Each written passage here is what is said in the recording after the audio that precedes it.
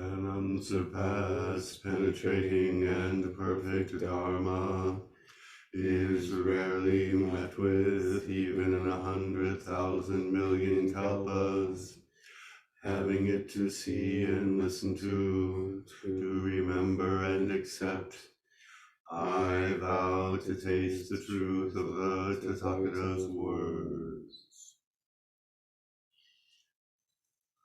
Good morning, everyone.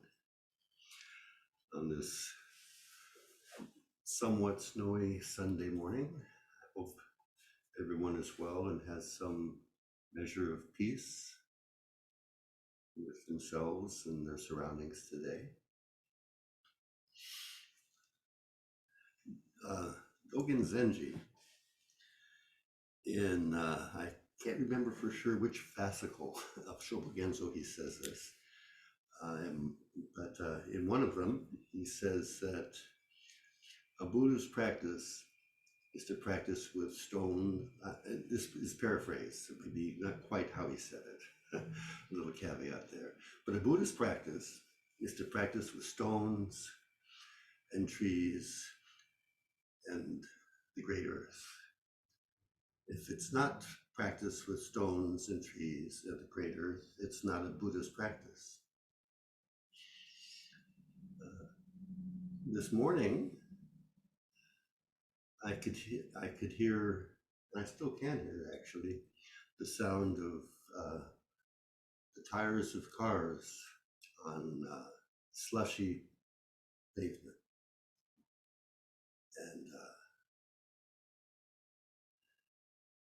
And so, when I sit zazen here in the Zendo, I'm always hearing the sound of traffic on Main Street. When I was at Tassajara, I would hear the sound of the creek, Tassajara Creek. In the summertime, when the water was low, it would be a gentling, babbling brook. In the wintertime, however, like the winter of 1994, we had lots of rainstorms and flooding. The Tassajara Creek was a torrent, and it was the bathhouse, the lower plunges, the outdoor plunges were submerged, and the water level was almost to the top of the indoor plunges. So we almost didn't have a bathhouse. It was quite a winter. The Tassajara Road was washed out. We didn't know when we'd be able to get more food in because we were cut off from the rest of the world. And it was a roaring torrent in the Zendo. And it was so powerful that occasionally you could hear the torrent dragging boulders across the bottom of the creek bed, And so, Tassajara Creek was my friend in Zazen, my companion.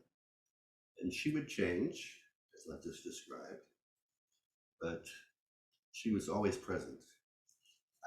There were some summers after I left Tassajara where during drought, she was quiet.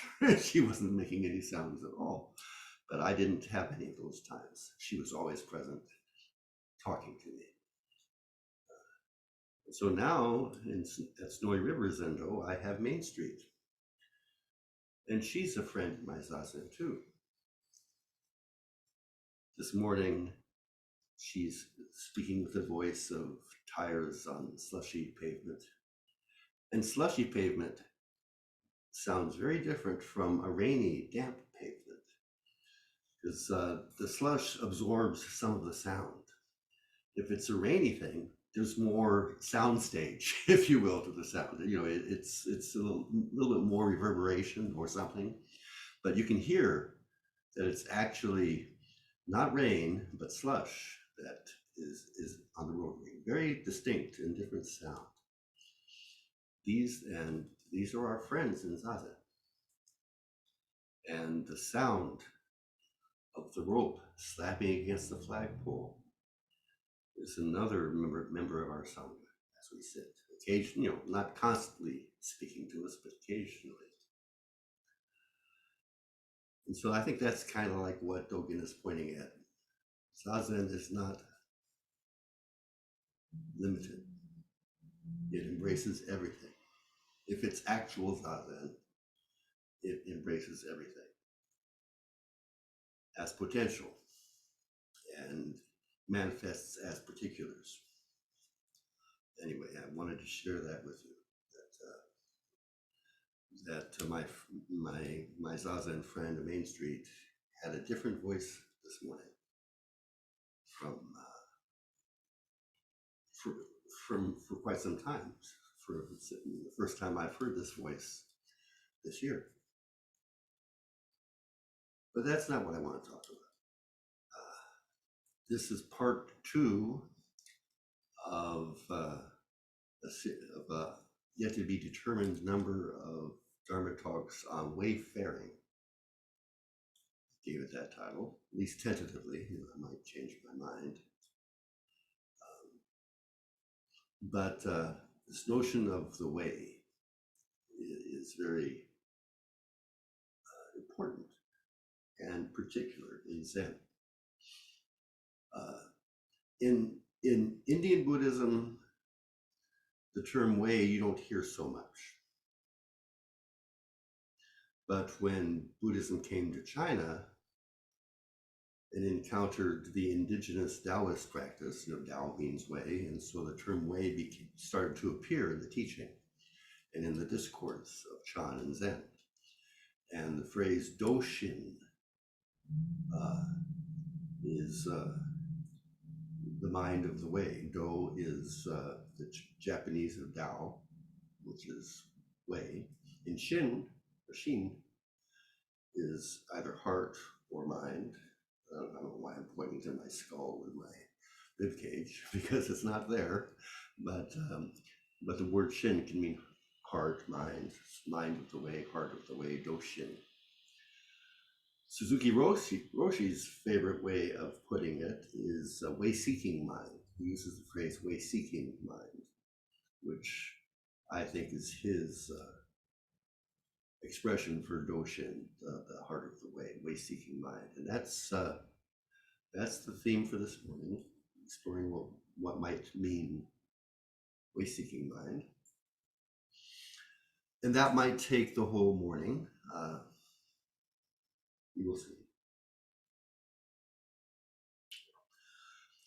But first, before I talk about what way-seeking mind is,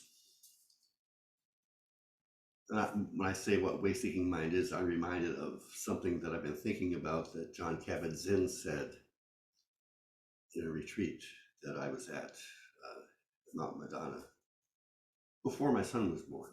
So this was, some time ago, because he's 22 now. But at this retreat, at one point, and I forget what John was talking about, at one point he said something, and then he kind of exasperated with himself. He said, the words turn to shit in the mouth. So that's a caveat. I'm going to be talking about way-seeking mind, but the words turn to shit in the mouth. They won't reach it. So that caveat came to mind. But before I try to talk some shit about what way-seeking mind is, let me talk some shit about what way-seeking mind isn't. Okay. And the first reading, oops, there goes. I brought my phone because I have a reading on the phone, and I remembered to turn the ringer off, so hopefully we won't have any unanticipated friends in our Zazen this morning. We'll see. The first reading is in the Blue Cliff Record, one of the ancient Chinese discourse collections. They're sometimes called koan collections, but that word koan could be misinterpreted. In this period of time, koan basically meant public discourse. So the discourse collection of teachers and students interacting. And this is, got so many bookmarks in this book. I might have to go to the table of contents because I can't tell which bookmark is which.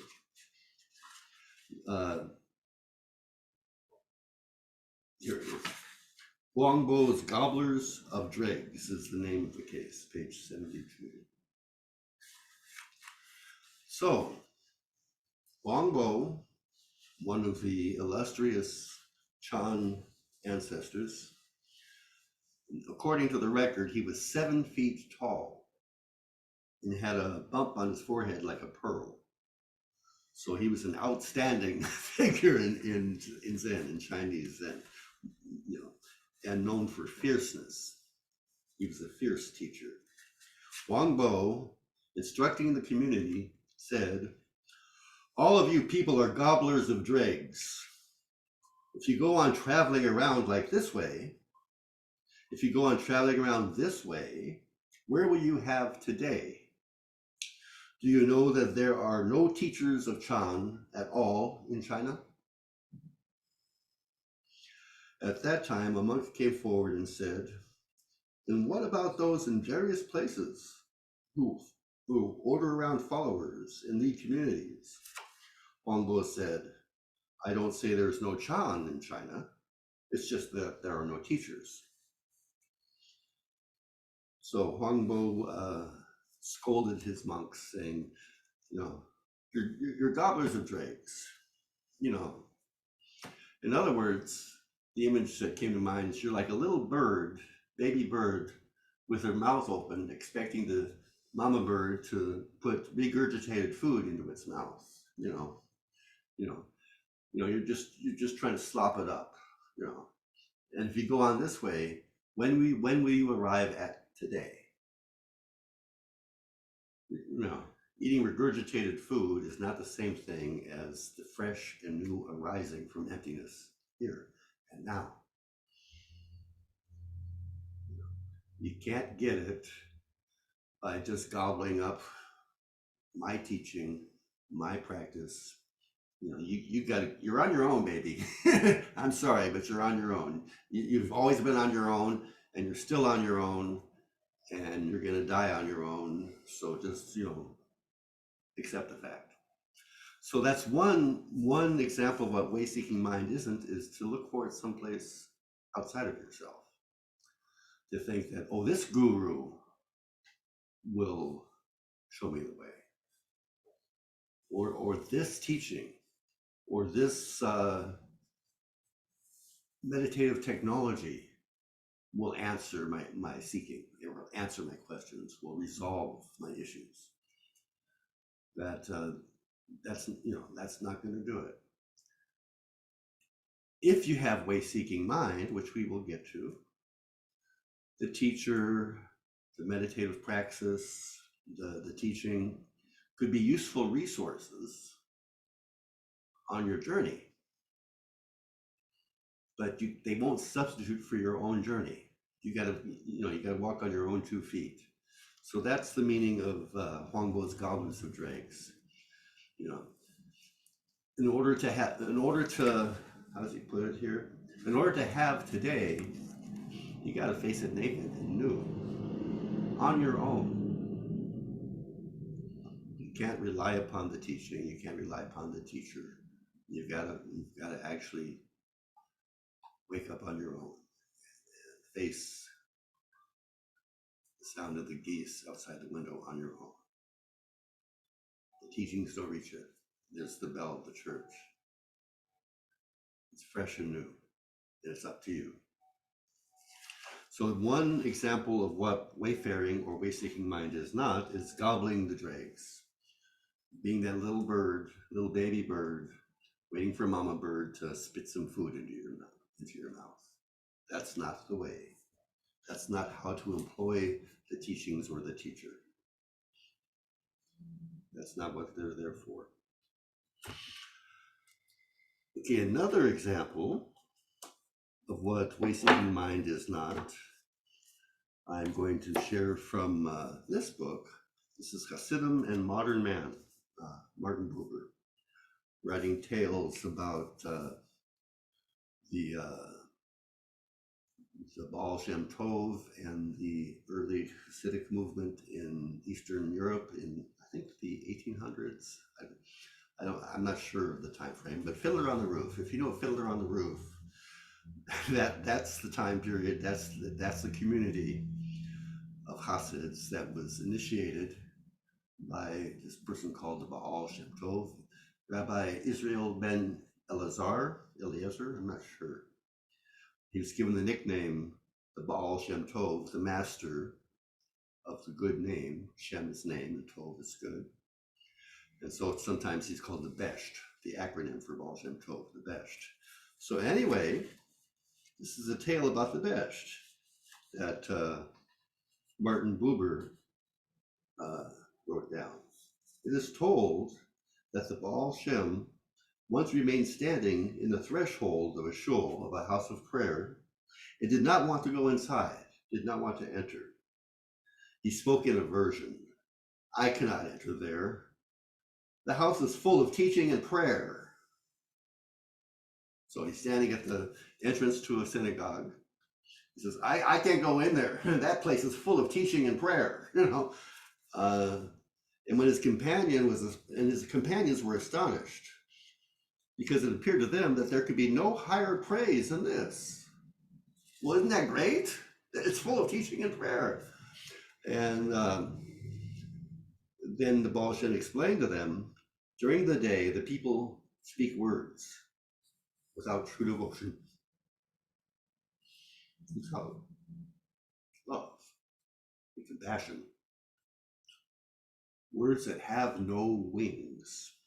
They remain between the walls. They squat on the floor.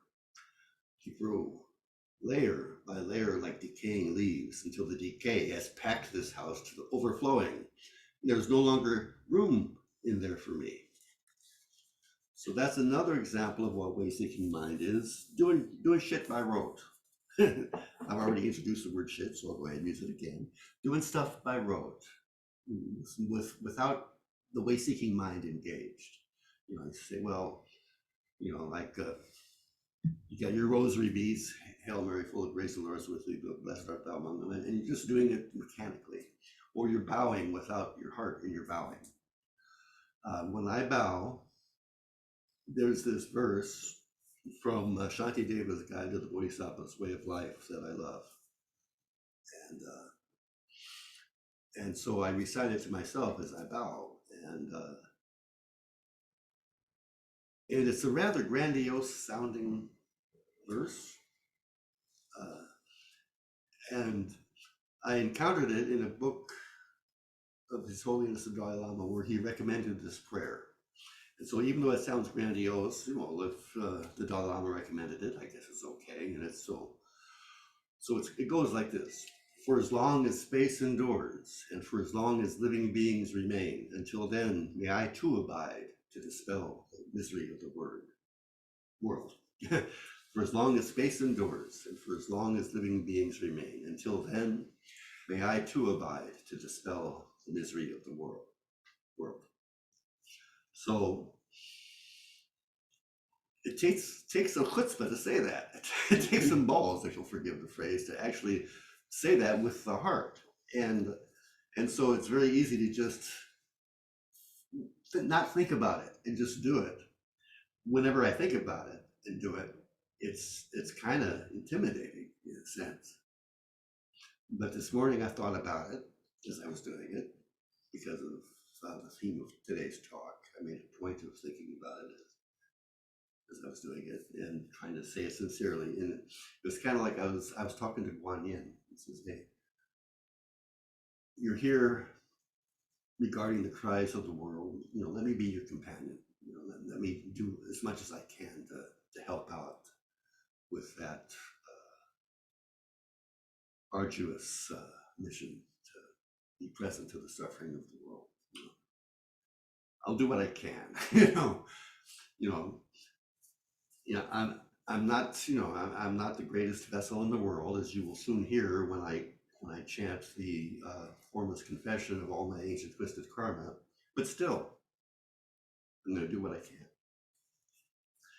So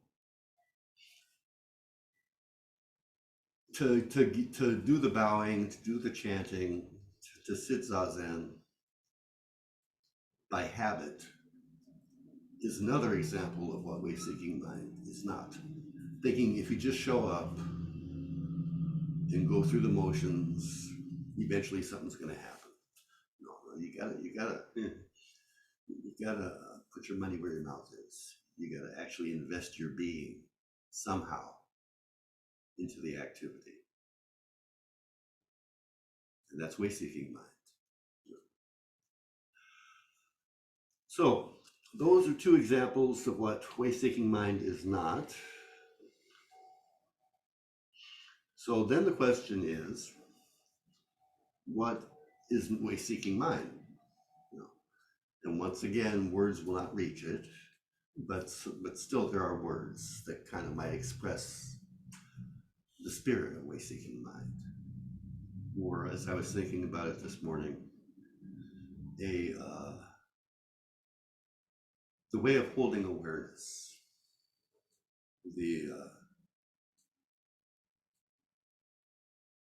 that way-seeking heart, way-seeking mind is kind of like a posture of awareness. How you actually, there's that friend, the flagpole and the rope. How you hold your awareness to be seeking the way, and it can manifest as a sound. But it's a way of, it's an open, receptive kind of posture. I'm not completely happy with the word posture because it's a static word. It implies, okay, I'll take this posture. But so it's not a static thing, but it's a way of actually bringing awareness online in a receptive modality. I'm not sure how clear that is, but I have some examples. First example, once again, we're going to the Hebrew tradition from a text called the Zohar. The Zohar is 13th century mystical text from the Kabbalistic school of Judaism. A lovely, lovely work. And in this work, the rabbis are discussing two words which can mean road or path. Two different Hebrew words that can mean road or path. And according to the Zohar, they said that derech is a road which everyone has access to. Kind of like Highway 35. It's already there. You just you go north on Main Street. Eventually, you get there. So derech is that kind of road which everyone has access to. On the other hand, orach, and I'm not sure if I'm pronouncing these correctly. Orach is a brand new road upon which nobody has previously trodden. Okay, so derech is this road that's already there, and orach is a brand new road that nobody's previously traveled on. For this reason, explains the Zohar, the tzaddikim, the righteous, the word righteous has baggage for us. That's not how it was felt back then. The blessed ones, or the ones that aspire to bless the world, that aspire to raise the holy sparks of God that are in exile. So they're not self-righteous, they're humble, but they're devoted to service, is what the righteous ones mean back then in the Hebrew Middle Ages context. So for this reason, there's these two roads, derech and orech, or orach. One is already established, everyone has access to it, and orach is this new road that nobody's traveled. For this reason, explains the Zohar, the righteous are associated with the orech, the new road. They bring to this world novel Torah, novel teaching ideas which have not yet previously existed. And thus they reveal the presence of God in places in the world which it has never yet been revealed. So they bring an awareness of spirit, fresh and new. They've come to today, to use Huang Bo's words, because they're traveling this road that they're creating as they're traveling. Then the spirit is fresh and new and true and alive. They've arrived at today. So that's one example of way-seeking mind. There's no road yet, there's no predetermined way to travel. You got to figure it out for yourselves. You're on your own, baby. And so this is a direct parallel to something that Thomas Merton, Thomas Merton said. He said, looking for God is like looking for a path in a field of snow. Walk across the snow, and there's your path. Exact same point. There's new fallen snow that you want to get to. You get to a certain point, new fallen snow. There's no path. You got to make your path, baby. You got to seek your way. The way's not already pre-deployed for you. So that's one sense of way-seeking mind. You're not looking for a pre-established way. Even though you're a Zen student, even though you're a Hasid, even though you're a Sufi, what have you, a Muslim, if you think you've found the way, you're gobbling dregs. If you think that if I grasp my Zazen tighter, I found the true way, then your Zazen's dead. You'll never arrive at today. So the tradition, the practice is not the answer. It could be a useful tool if you activate your way-seeking mind, but it's just a tool. A hammer is just a hammer. We're going to take that hammer, put it up on an altar, offer it incense and bow to it. Take the hammer and you've got a nail, and then you can do something with the hammer. The hammer in and of itself is meaningless.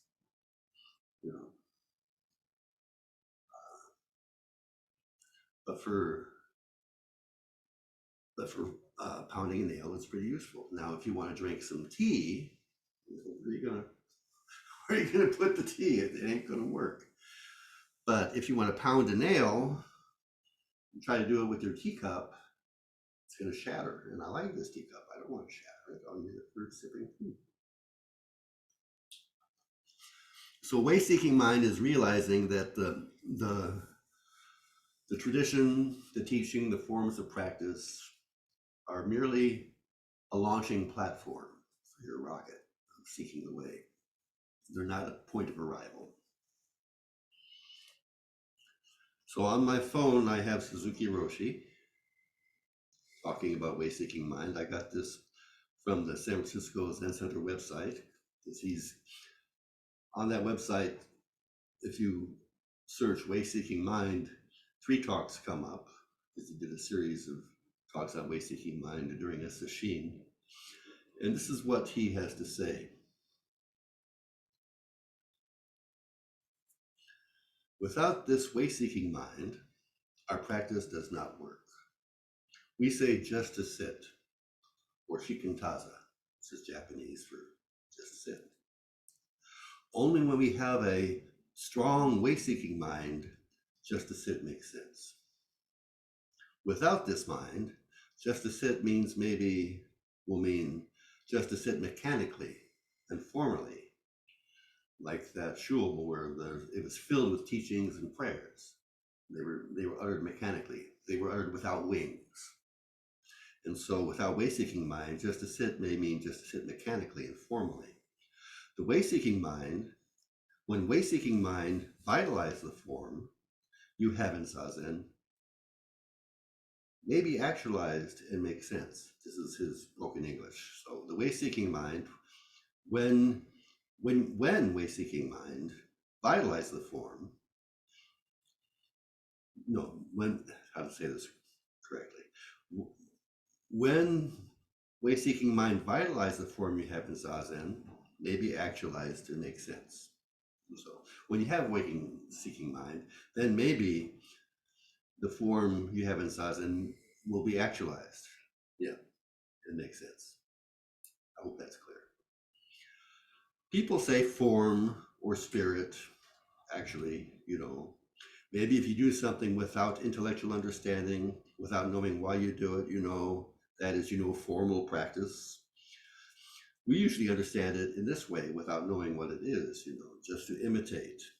So formal practice, just to imitate or just to do something as others do, or in the way in which you were told to do, is the formal practice, is gobbling drip. But actually, sometimes we understand that, but he's saying no.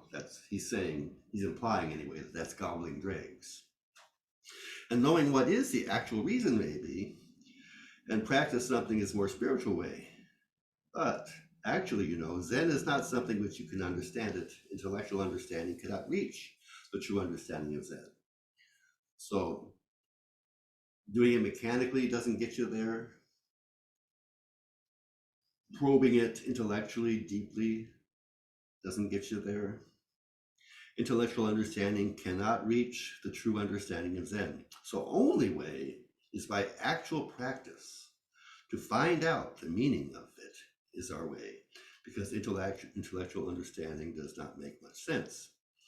If you have no way-seeking mind, even though the only way to approach to the enlightenment is practice, but practice without way-seeking mind is dead practice.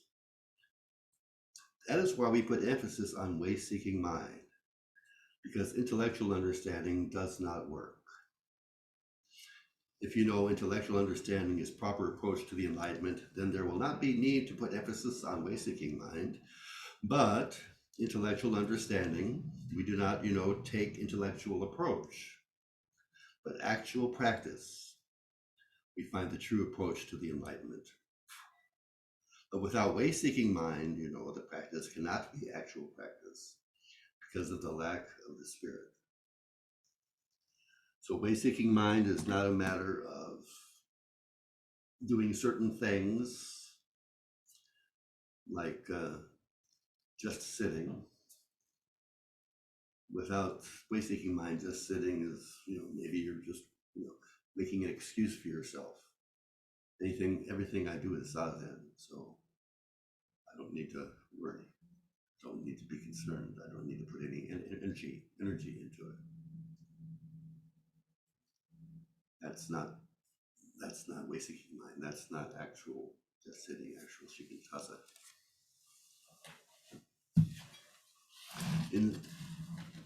In Zen mind, beginner's mind, he says things similarly.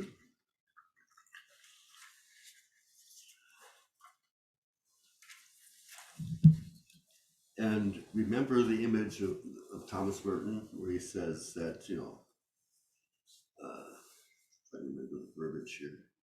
I wrote it down. Didn't I? Yeah. Looking for God is like looking for a path in a field of snow.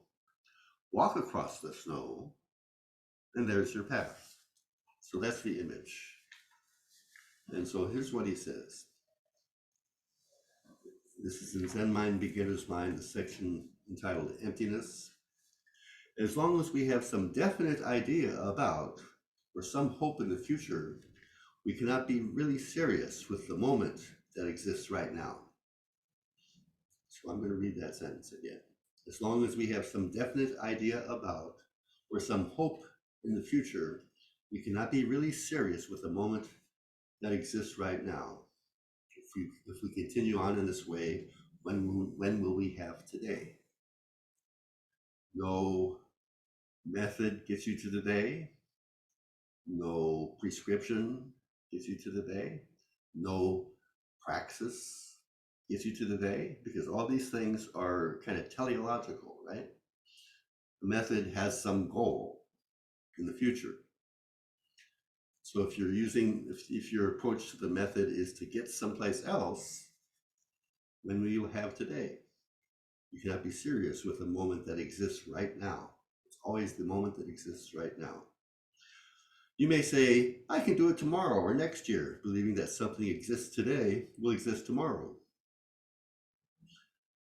Even though you're not trying so hard, you expect that some promising thing will come as long as you follow a certain way. You're gobbling dregs. or you're saying prayers that have no wings because you're not trying too hard. You just expect that if I say Om Mani Padme Hum enough times, I'll get awake. It ain't gonna do it. Pretty soon you won't be able to get out your front door because there's too many Om Mani Padme Hums in the way. They have no wings. You'll be stuck in your house. Even though you are trying so hard, even though you are not trying so hard, you expect that some promising thing will come as long as you follow a certain way. But there is no certain way that exists permanently. There is no way set up for us. Moment after moment, we have to find our way. Some idea of perfection or some perfect way which is set up by somebody else is not the true way for us. Each one of us must make his own true way. Each one of us must walk across that field of snow and make a path.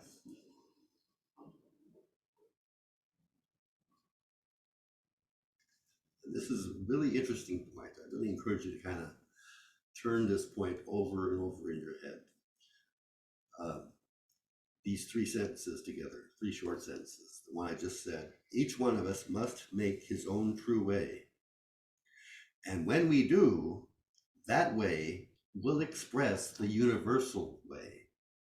This is the mystery. So it's actually two sentences. There's a comma there that I can see. I'll say that again. Each one of us must make his own true way, his or her own true way. And when we do, that way will express the universal way. We're on our own. And yet, all Buddhas and all Bodhisattvas are right there with us at the same time. If we're sincere about walking across that field of snow and making a way, all by ourselves, not relying on tradition, not relying on a teacher, not relying on technique, but naked and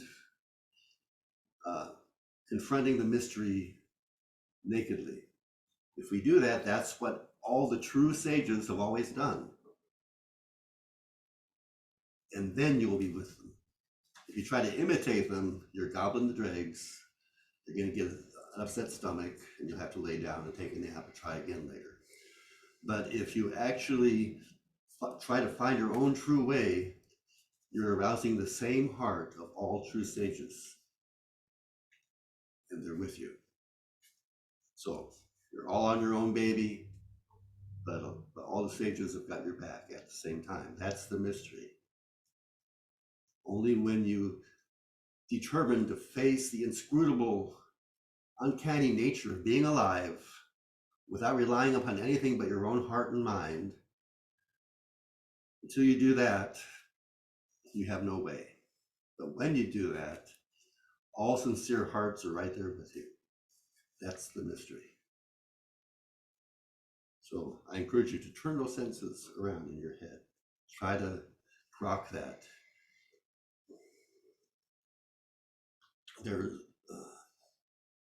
Each one of us must find his own true way. And when we do, that way will express the universal way. This is the mystery. When you understand one thing through and through, you understand everything. When you try to understand everything, you will not understand anything. The best way is to understand yourself, and then you will understand everything. So, when you try hard to make your own way, you will help others, and you will be helped by others. Before you make your own true way, you cannot help anyone, and no one can help you. To be independent in this true sense, we have to forget everything which we have in our mind and discover something quite new and different, moment after moment. This is how we live in this world.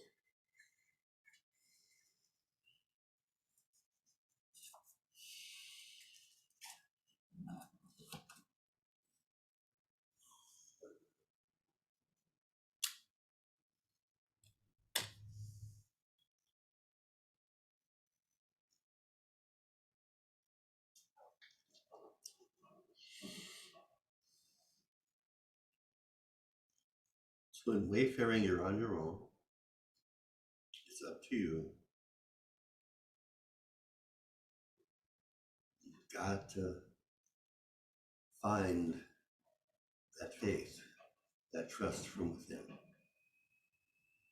You got to.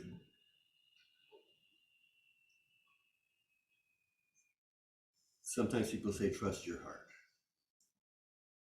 You know, just trust your heart. That's a little too facile. It's a little too easy to say. You know, as we chant in the morning, all my ancient twisted karma, from beginningless greed, hate, and delusion, born through body, speech, and mind, I now fully avow. We live with one foot in the world of confusion. And it's not so easy to trust our heart. And to trust our heart prematurely, we could be trusting our impulses, our cravings, our confusion, and making a further mess for ourselves. So we need to practice, so we sit, so we seek clarity, so we seek to understand the self. And we employ tools. We sit every day, haphazard seeking for clarity won't get us very far.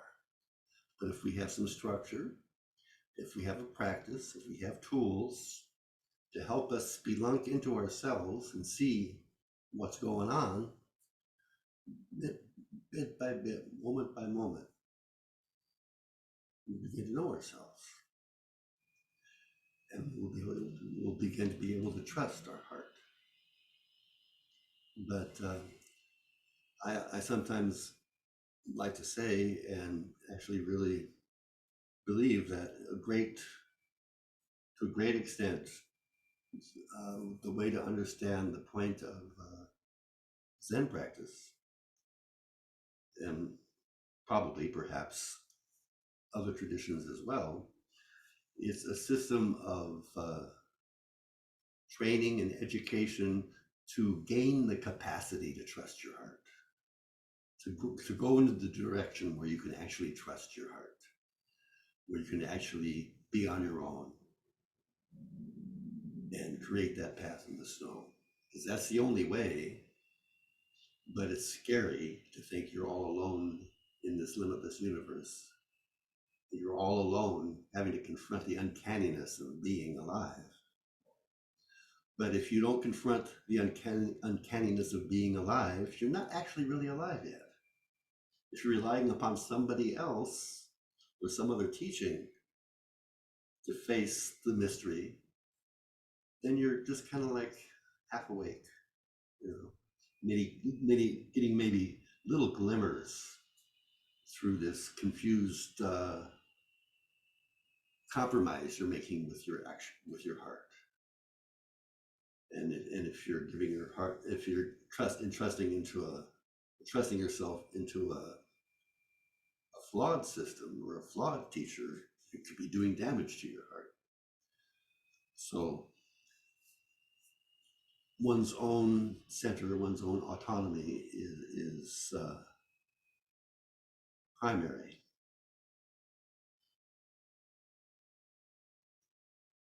And we have to begin groping for trusting ourselves.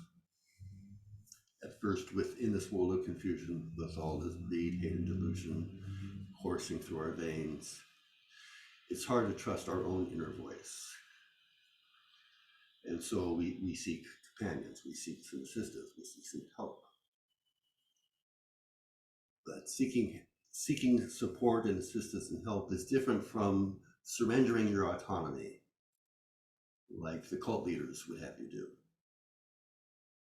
Even in the beginning, when there's a heck of a lot of confusion, you're still on your own. So be alert, wary, filled with care as you seek help and support to clarify your own way-seeking mind. But it's yours. It can't come from another. So always, you will always need support of good friends. Kala Mitra is the Sanskrit, a good spiritual friend. All the ancestors had them. All current students and teachers have them. They're important as a reality check.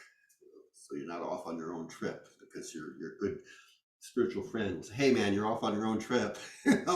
Hey, and then you listen and you kind of like feel it in. Oh, he may be onto something, So that's important. You don't dismiss that. You don't when we say you're on your own with your own way-seeking mind, that doesn't mean you got blinders on and following your own selfishness. But it means on some ultimate level, for the practice to be alive and real, it has to generate out of you. It has to be born inside of you and come out. The authentic practice always comes from within, outward. It's not drape gobbling. It's giving birth. Even if you're not a woman, you still give birth to the way.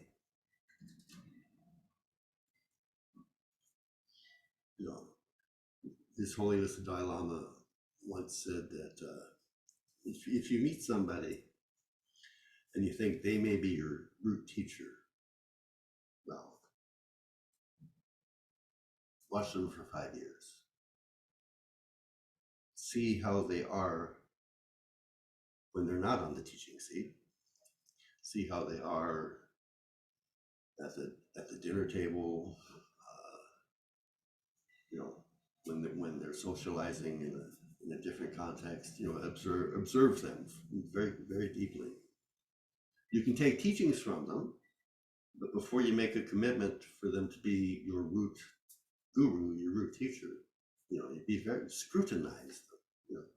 Trust yourself to some extent, and have a good data sampling of who that person is, before you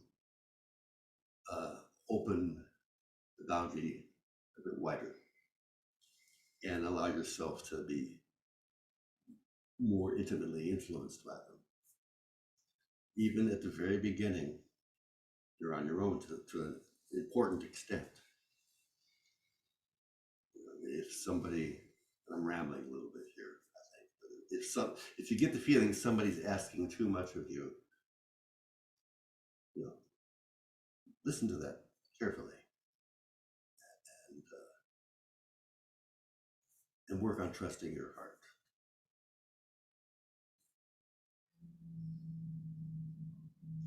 I'll close with one last tale from the Blue Cliff Record to try to, we're doing that, to try to illustrate this point.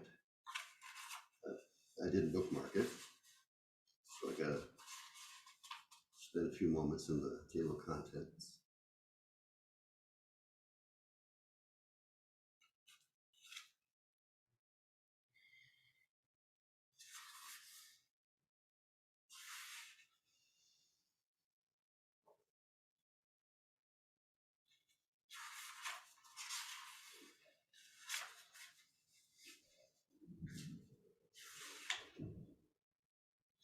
There it is. So this is part of the commentary embedded in the case entitled Shui Feng's Turtle-Nosed Snake. So don't worry about the turtle-nosed snake. You're not going to hear about the turtle-nosed snake because this is a tale embedded in the commentary. Shui Feng traveled with Yan To in Qinshan.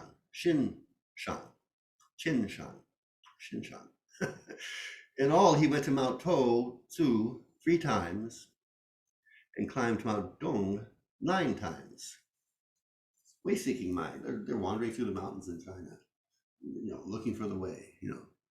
They're not camped out in one temple, but in China, wandering from temple to temple to deepen your understanding of the Dharma, always seeking the way in common practice.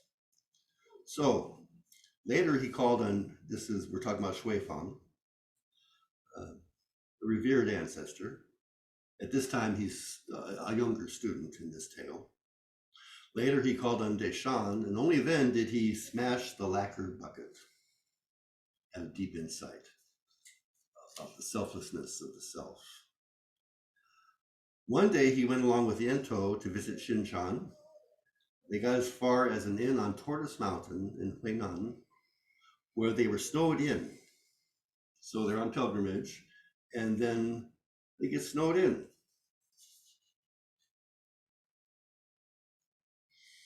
At this inn. So they're not at a temple, but they found some place to stop on the way to a temple because of the snow. And so, Yento and Shui Fang were in this inn, and day after day, it was snowing. And day after day, Yento just slept, while Shui Fang constantly sat in meditation. So there's Yento, taking a nap because they're snowed in. Shui Fang is earnestly sitting zazen all the time, not even sleeping. But sleeping very little, we don't know for sure. Yento yelled at him. So the guy taking the nap yells at the guy who's sitting all the time and says, get some sleep. Every day you're on the meditation seat exactly like a clay image. Another time, another day, you'll fool the sons and daughters of other people's families. Okay. At another time, another day, you'll fool the sons and daughters of other people's families. He's saying someday you'll be a good teacher, even though that sounds like he's saying something bad. He's saying someday you'll be a good teacher, but right now you're just sitting on that cushion like a clay image. Take a break. Okay, so Yento is criticizing Shui Fang's overzealousness. What is the feeling toned here? So Shui Fang, pointed to his breast and says, I am not yet at peace here. I don't dare deceive myself.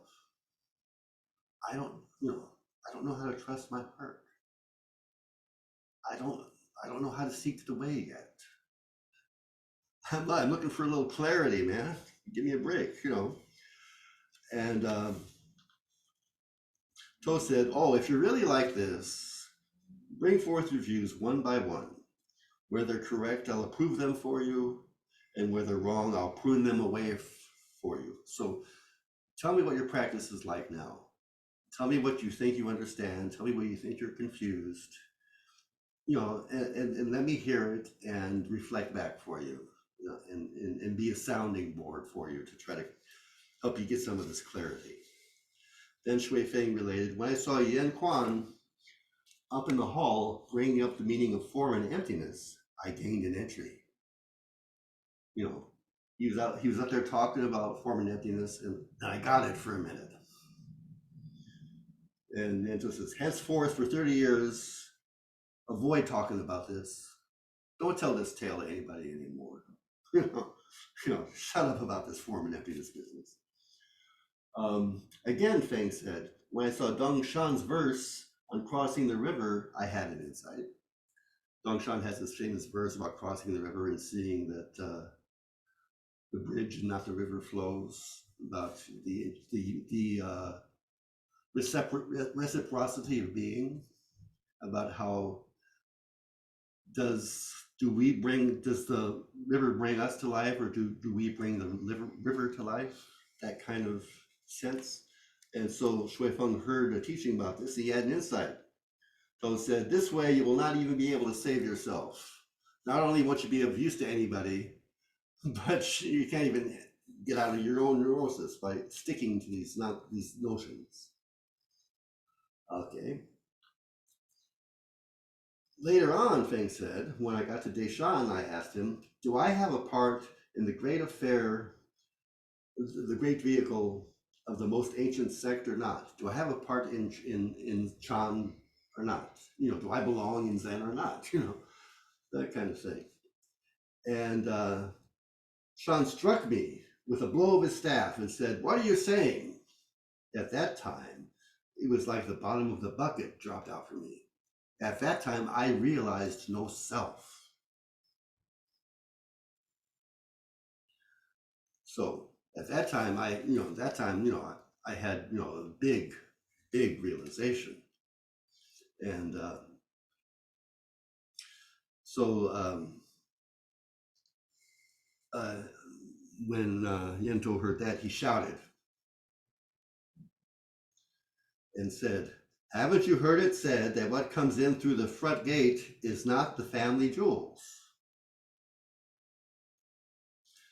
So, haven't you heard that what comes in through the front gate is not the family jewels? Haven't you heard that gobbling dregs won't do it? Understanding what the teacher said, understanding what the sutra said, understanding having these exceptional peak experiences is something coming in through the front gate. It's all experience, and experience is always coming in, and that's not the family jewels. That's gobbling dregs. Taking something in, gobbling dregs. Even taking in a wonderful experience is still gobbling dregs. It's a subtle but important point, because if you practice sincerely, there'll be shifts in consciousness, and you'll experience things fresh and new.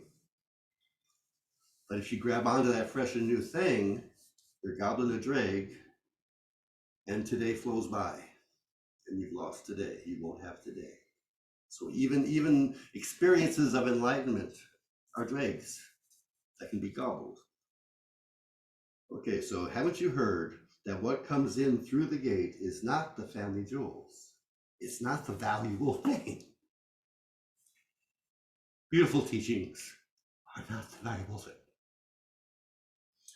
Wonderful teachers are not the valuable thing. Having moments of bliss and joy and wonderment is not the valuable thing. Way-seeking mind is the one valuable thing. Always fresh, always new, always awake and seeking.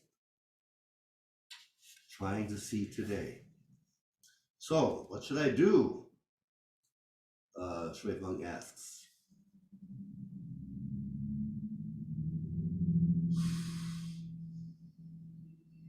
In the future, Yinto said, if you want to propagate the great teaching, if you want to bring forth the actual spirit,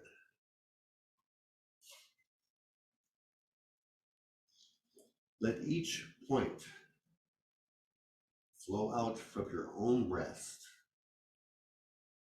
to come out and cover heaven and earth for me. So in the future, if you want to actually propagate the great teaching, if you want to bring the Dharma alive in this world, if you want to bring the Spirit of God alive in this moment, if you want to bless this existence with spirit, with love, with compassion, with what it really needs, let each point flow out from your own heart and cover heaven and earth for me. Embrace the fullness of this moment. Embrace it with your awareness, embrace it with your spirit, embrace it with your consciousness, with your presence. Just do that. It's radically simple. Radically simple. There's cars on Main Street right now. I just heard. Not so easy, but radically simple.